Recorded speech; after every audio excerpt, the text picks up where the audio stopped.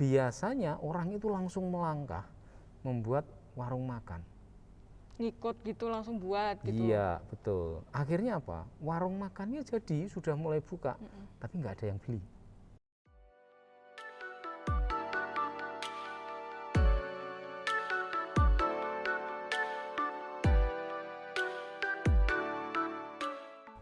Shalom Sobat Sukses, Shalom Pak Kuku. Shalom. Bagaimana kabarnya Pak? Puji Tuhan, luar Baik biasa. ya Pak.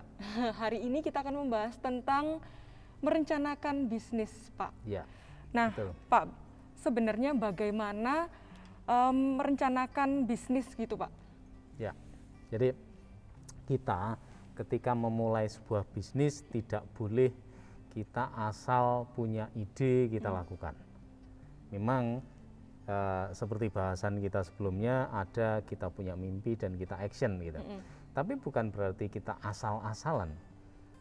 Di dalam bisnis kita harus punya perencanaan yang matang. Meskipun kadang kita mendengar orang yang penting berani melangkah.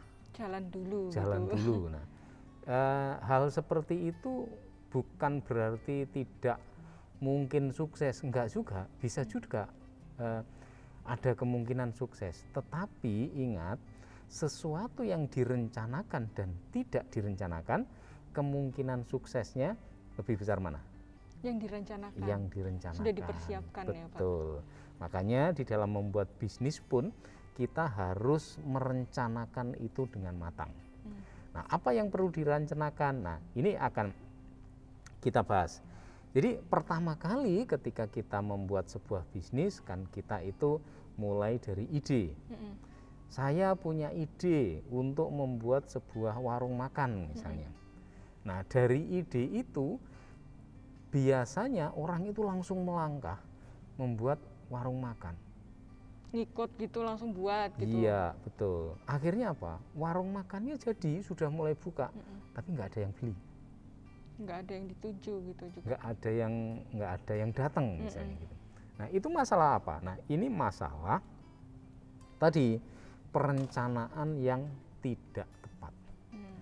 Seseorang ketika memulai bisnis punya ide, langkah berikutnya yang harus dilakukan itu bukan langsung jalan, tetapi tetapkan dulu siapa sih target marketnya. Target market. Nah, jadi kita punya ide jualan makanan boleh, itu bagus dan semua ide bagus, nggak ada ide yang nggak bagus, ide bisnis maksudnya. Tapi kalau itu tidak dicari dulu siapa target marketnya, maka nanti kita itu begitu sudah punya produknya, sudah punya makanannya, loh ini siapa yang mau beli ya? Gitu. Tapi kalau kita sudah tetapkan bahwa saya berjualan makanan untuk siapa? Targetnya adalah anak-anak muda. Berarti kan makanan yang dibuat nanti itu makanan yang dibutuhkan atau makanan yang disukai anak-anak muda. Disesuaikan dengan targetnya tadi ya Pak? Ya, dengan begitu maka begitu buka anak-anak muda langsung akan menyerbunya.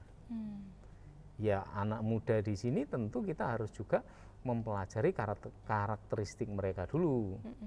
Coba kemarin lihat saja yang waktu dibikin program apa itu BTS itu ya. Nah, itu kan yang ngantri sampai luar biasa kan. Dijaga gitu kan. polisi. Betul. Hanya karena apa? Dia tahu siapa yang menjadi target marketnya. Bahkan dia sendiri kayaknya dia sendiri tidak memperhitungkan bahwa respon dari market akan sebesar itu. Berarti penting ya dalam memulai usaha itu kita memiliki perencanaan tadi Pak? Betul, sangat penting perencanaan siapa yang akan kita tuju.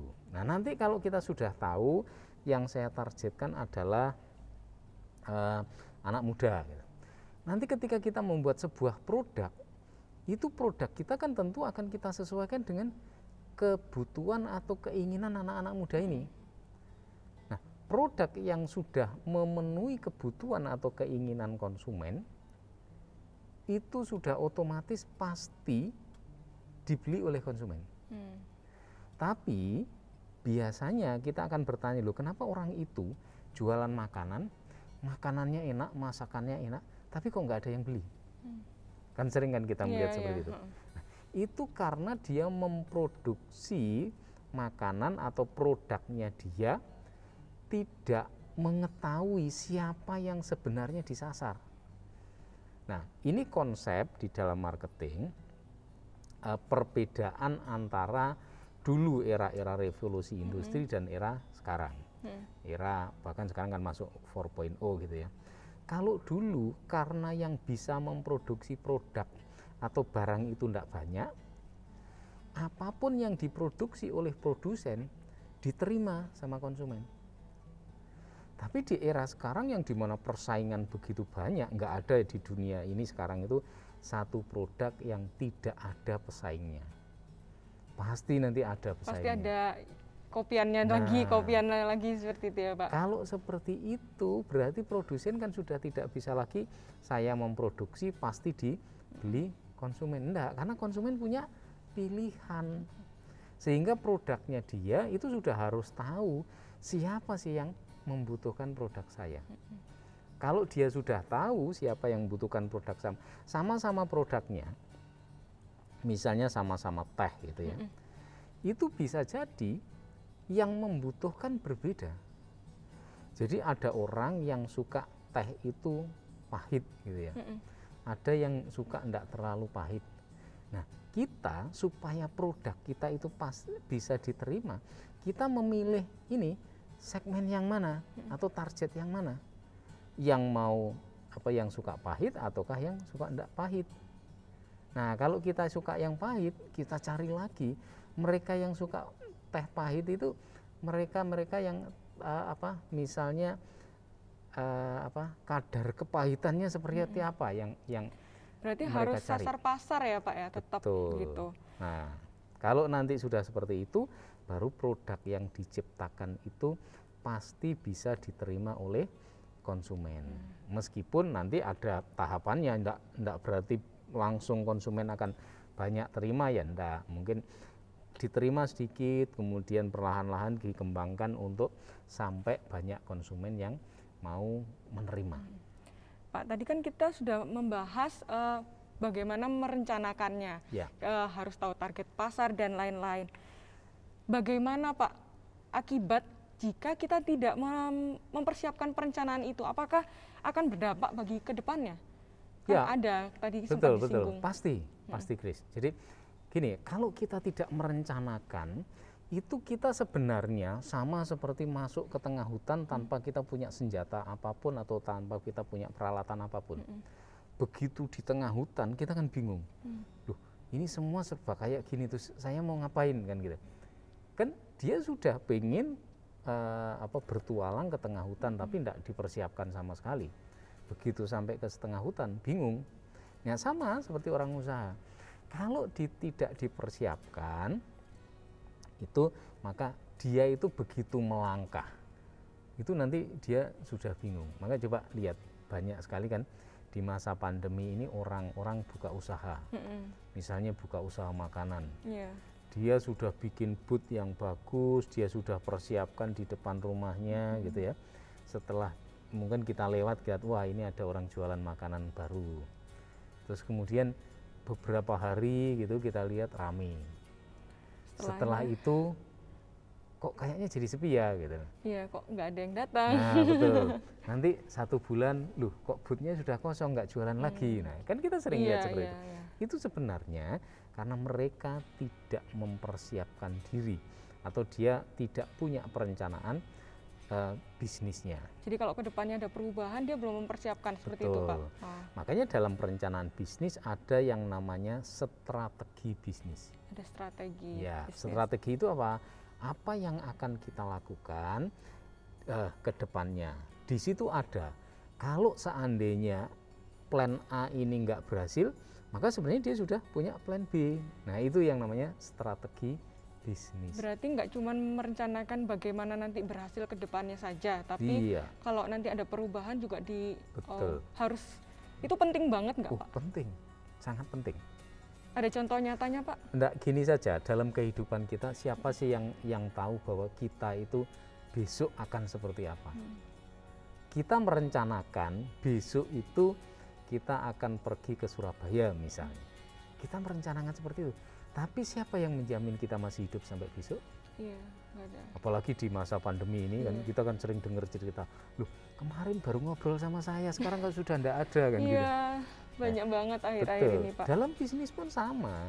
Kalau kita tidak memiliki strategi bisnis, maka kita akan menghadapi itu tadi, situasi-situasi yang sebenarnya kita tidak tahu kenapa kok itu tiba-tiba terjadi. Berarti apakah strategi ini yang paling penting dalam perencanaan memulai bisnis atau menjalankan bisnis, Pak? Betul. Dalam strategi bisnis atau perencanaan usaha, nanti semua komponen atau semua bagian itu sudah kita rencanakan.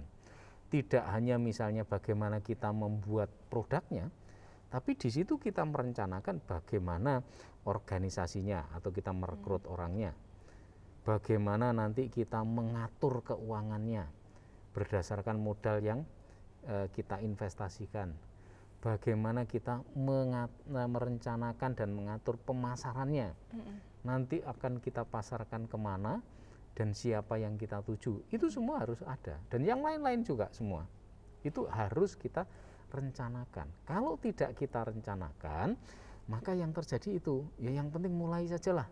Nanti urusannya belakang, ya di belakang ini yang susah. Iya benar. Ya.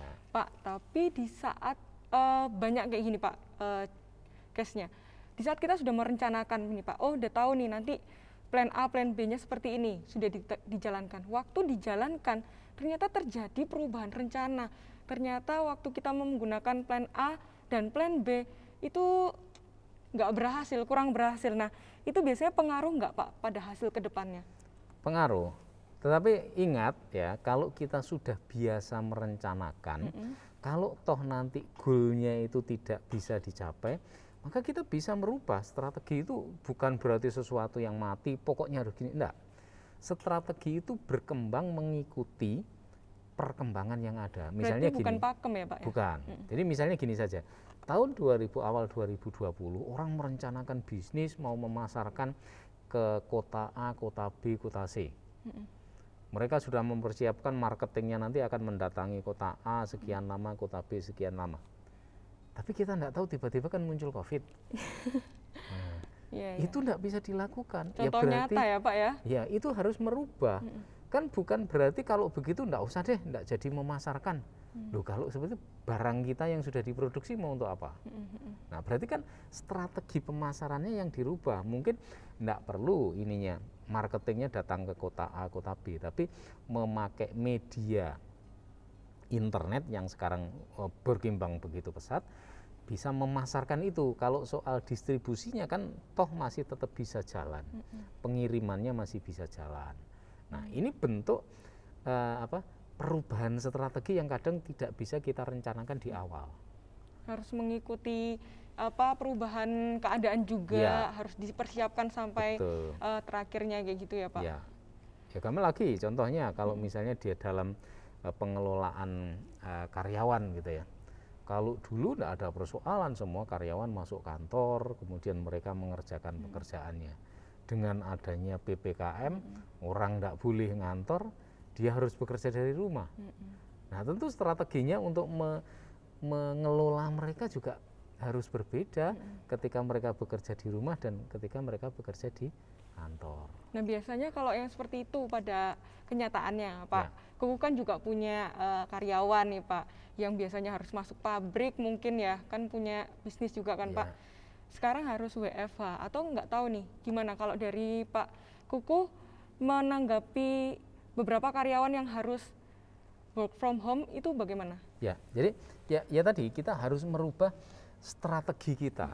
Strategi dalam hal ini pengawasannya. Kalau sebelumnya pengawasan itu berbasis jam gitu ya.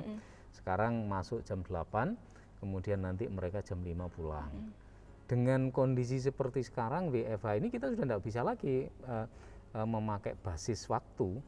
Yang kita bisa pakai adalah model ini kita melihat dari target kita dari hasil. Dari hasil. Ya. Jadi pokoknya kamu kerjakan ini gitu. Masalah nanti mau kamu kerjakan pagi hari karena nanti siang sedikit harus ngajari anaknya sekolah karena anaknya sekolah dari rumah kan gitu kan. Terserah, atau kamu kerjakan malam, terserah. Yang penting targetnya dalam sekian waktu ini selesai. Wow. Nah, jadi punya kan caranya sendiri betul, gitu ya. Itu perubahan strategi, bentuk perubahan strategi ketika kita mengelola karyawan. Karena kalau tidak ada target-target seperti itu, perubahan strategi pengelolaan seperti itu, WFH itu banyak dimaknai orang sebagai liburan. Nah, kayak tidak terlalu banyak nih kerjaannya, masih bisa nanti gitu. Ternyata main sama anak keterusan gitu ya Pak. Padahal mereka kalau gajinya dikurangi teriak-teriak. Protes. Wow, ini juga penting banget untuk kita bahas Pak, karena biasanya dalam merencanakan bisnis atau memulai itu orang biasanya terjebak di situ Pak. Penting nggak sih, atau apa sih yang paling penting kita mulai gitu? Ternyata tadi jawabannya adalah strategi itu tadi. Wow, ada tambahan mungkin Pak? Ketika kita bicara strategi, banyak orang itu beralasan atau membuat mental block dalam diri mereka, ngomongin loh saya itu nulis saja enggak bisa kok disuruh bikin strategi dan sebagainya. Nah, itu kan sering seperti itu kan. Sebenarnya ketika kita membuat strategi itu tidak harus kita tuliskan yang rinci gitu, yang tidak. Baku gitu ya. Kita masih bisa, kalau misalnya itu skalanya kecil, strategi kita hanya dalam benak kita. Oh ini kok kayak gini ya, kayaknya saya harus berubah. Nah boleh-boleh saja seperti itu. Tetapi meskipun demikian, kalau skala usahanya sudah mulai membesar, itu harusnya memang ditulis strateginya. Untuk apa? Supaya tidak mudah lupa. Karena kan yang dipikir udah banyak nih. Banyak. Ini saya harus merubah strategi karena kalau kayak gini tidak efektif. Ini strateginya harus saya rubah menjadi seperti ini. Terus kemudian ada yang datang, Pak ini ada gini-gini, ada masalah gini-gini lah. Dia menyelesaikan itu. Sorenya udah lupa. Iya ya, tadi apa yang saya pikir? Nah, makanya di situ perlulah catatan-catatan kecil yang nanti bisa itu dijabarkan dalam sebuah bentuk strategi yang terperinci. Jadi gitu. Penting banget ya, kalau misalkan kita tidak bisa menulis tadi, buat aja catatan kecil intinya biar sebagai pengingat. Seperti betul, itu. Betul. Terima kasih Pak, waktunya sudah membahas merencanakan bisnis yang ternyata penting banget sahabat sukses untuk kita memiliki strategi. Plan A, plan B, plan C, dan siapa target yang kita tuju. Kita mungkin akan bisa membahas Pak mengenai target tadi. Kayaknya itu jangan bisa kita perinci lagi ya Pak ya di next video ya Pak. Terima kasih waktunya Pak Kukuh. Senang sekali kita sudah membahas mengenai rencana bisnis. Di ke depan kita akan membahas yang lebih ya Pak mengenai bisnis di masa pandemi, atau nanti mungkin karyawan boleh berbisnis atau tidak. Itu juga boleh. Bisa dibahas kan Pak, seru menanggapi seperti itu. Terima kasih sahabat sukses, terima kasih atas waktunya juga Pak Kukuh. Kita ketemu di lain kesempatan, dan Yesua Hamasia, bless you.